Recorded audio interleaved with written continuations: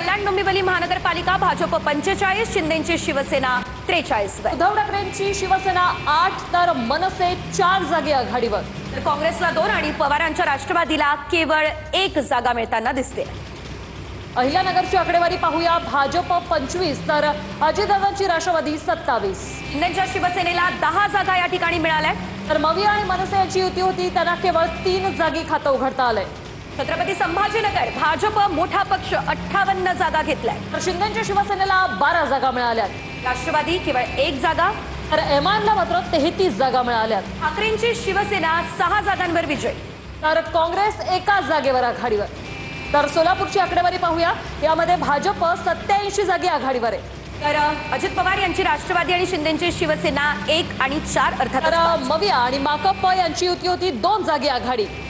तर आपण पाहतो लातूरमध्ये भाजपला 22 जागा मिळालेल्या आहेत। तर शिंदेच्या शिवसेनेला 0 जागा मिळाल्या। अजित पवारांची राष्ट्रवादी केवळ 1। तर काँग्रेस आणि वंचित 47 जागी आघाडीवर आहे। तर मुंबईमध्ये प्रभाग 110 मधली आपण ही अपडेट पाहतोय। महापालिकेत अनेक जागांवरती धक्कादायक निकाल लागले असल्याचं आपल्याला पाहायला मिळतंय। जेलमध्ये राहून महाराष्ट्रात 3 महिला आणि 1 पुरुष विजयी झालेले आहेत। तर सोलापूर हत्या आरोपात अटकेत असलेल्या भाजपच्या शालन शिंदे या विजयी झालेल्या आहेत। निश्चितच धक्कादायक निकाल। तर पुण्यात दादा गटातून आंदेकर टोळीतील 2 महिला या जेलमधून विजयी झालेल्या आहेत।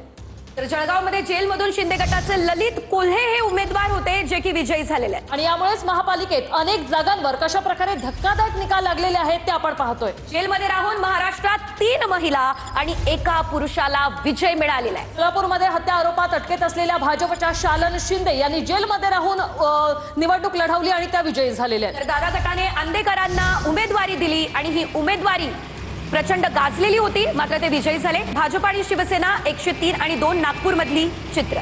तर अजितदादांची राष्ट्रवादी केवळ 1 जागी आघाडीवर। काँग्रेसला 31 जागा मिळताना दिसत आहे। नागपूरमधली ही आकडेवारी आपण पाहिलेली आहे।